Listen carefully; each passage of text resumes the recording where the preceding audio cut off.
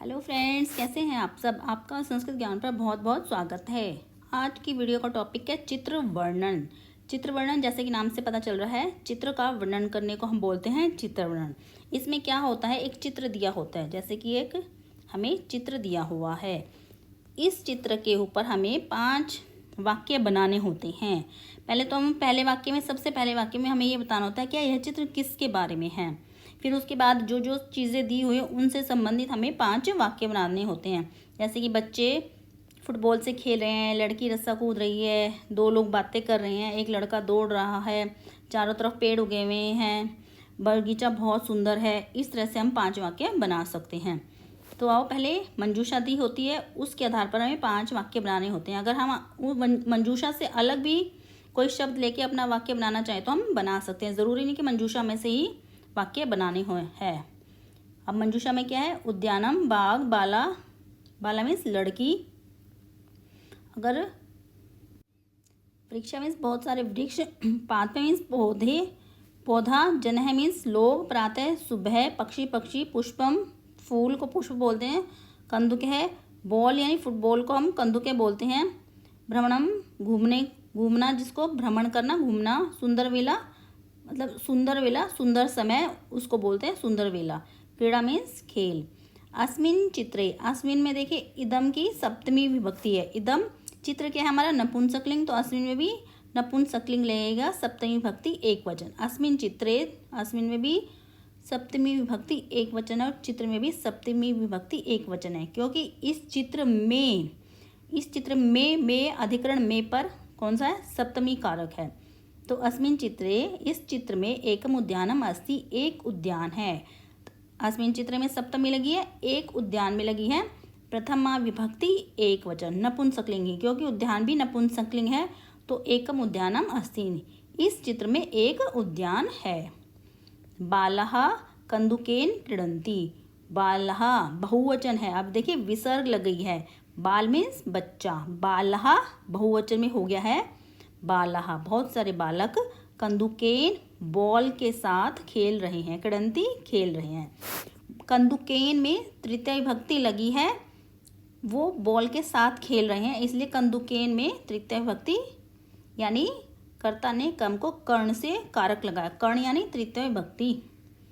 इयम प्रभात कालस्य सुंदर वेला अस्ति, यह प्रभात काल मीन्स सुबह की काके की है, तो संबंध काके की षष्ठी विभक्ति लगी है कालस्य में, काके की है, प्रभात काल की सुंदर वेला है। उपवने, चित्र है हमारा उपवन का, तो उपवन में पुष्पाणि विकसंती, फूल खिल रहे हैं। देखिए फूल खिले हुए हैं उपवन में, तो उपवन में फूल खिल रहे हैं। उपवनम परितः वृक्षा सन्ति, परितः मीन्स चारों तरफ, उपवन के चारों तरफ वृक्ष हैं। देखिए चारों तरफ वृक्ष लगे हुए हैं, तो एक वाक्य हम ये बना सकते हैं।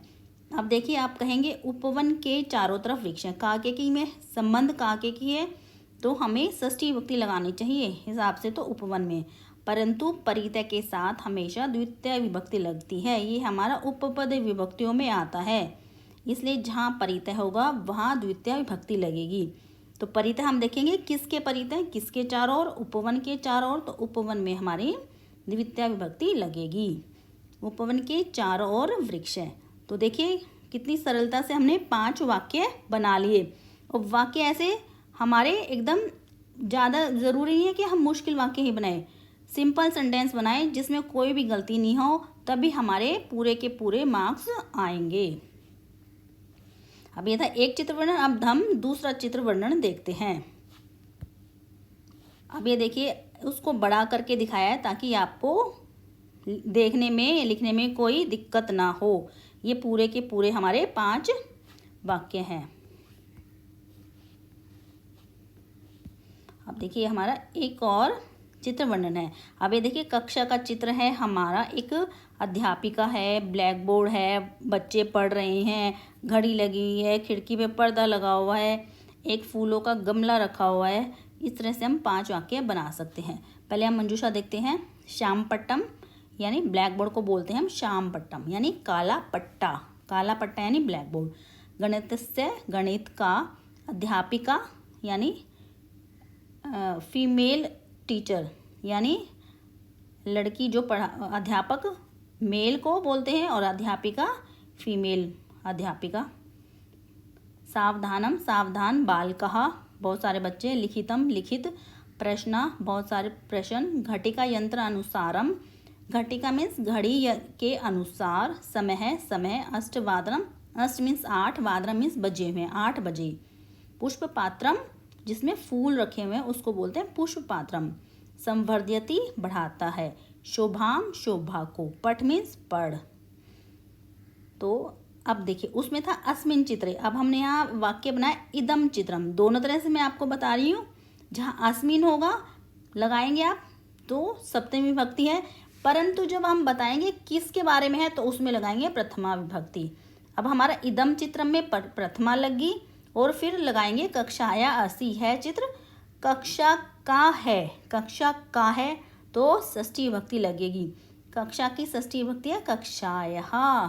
एक वचन लगेगी क्योंकि एक कक्षा का है तो एक वचन लगेगा। कक्षा का षष्ठी विभक्ति एक वचन है कक्षायः।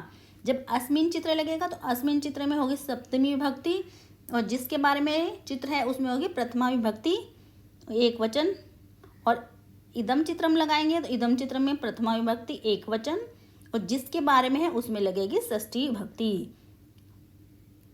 अगर आपको समझ में ना आए तो उसका हिंदी अनुवाद करके देख सकते हैं। यह चित्र कक्षा का है, बस यह चित्र में कोई कारक नहीं लग रहा है तो हम प्रथमा विभक्ति लगा देंगे और कक्षा का है तो का के की में षष्ठी आती है। यह चित्र कक्षा का है। कक्षायाम एका अध्यापिका गणितम पाठयति। आप कक्षायाम सप्तमी विभक्ति है इसमें। कक्षा में एका अध्यापिका, एक अध्यापिका यानी मैडम है ये, तो एक अध्यापिका गणितम पाठयति, एक अध्यापिका गणित पढ़ा रही हैं। पाठयति, पठयति नहीं है, पाठयति पढ़ा रही हैं। तो ये स्त्रीलिंग है तो अध्यापिका हो गया, अगर पुल्लिंग होता तो अध्यापक होता। श्याम पट्टे, श्याम पट्टे माने श्याम पट्टे काला पट्टा यानी ब्लैक बोर्ड। श्याम पट्टे प्रश्नः लिखिता सन्ति, श्याम पट पर प्रश्न बहुत सारे प्रश्न लिखिता सन्ति लिखे हुए हैं। प्रश्न में बहुवचन, लिखिता में बहुवचन। कक्षायाम कक्षा में सप्तमी विभक्ति अनेके छात्रा सन्ति, बहुत सारे छात्र हैं। घटिका यंत्रानुसारम अधुना समय अष्टवादनम भवति। घटिका यंत्र अनुसारम, घड़ी के अनुसार। अधुना अब, समय अष्टवादनम भवति 8 बजे हैं, यानी 8 होते हैं। घड़ी के अनुसार अब समय 8 बजे हैं। तो ये था हमारा 5 वाक्य। देखिए कितने सिंपल साधारण बनाए हुए हैं ताकि कोई भी गलती की गुंजाइश ना रहे। अगर आप बहुत मुश्किल वाले वाक्य बनाएंगे तो उसमें गलती होने की गुंजाइश होगी।